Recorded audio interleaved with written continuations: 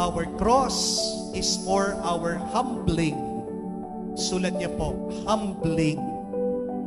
May napakaganda pong kasabihan. Ang sabi po sa Africa, even monkeys fall off trees. Even monkeys fall off trees. Ang galing na pong umakyat na mga matching, hindi po ba? Pero kahit nabihasa na sila sa pag-akyat, nahuhulog pa rin sila sa mga puno, kapatid. Kahit na matanda ka na, kahit na marami ka ng karanasan, kahit na sabihin mo nag-aral ka, matalino ka, PhD ka, magkakamali at magkakamali ka. Be always be humble in admitting your faults. Do not assume you are good.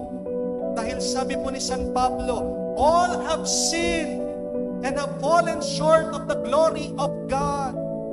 Kung gusto mong ikaw ay pagpalain, kailangan ka maging mapagkumbaba palagi. Amen? Dahil ang mga mapagkumbaba ay pinagpapala.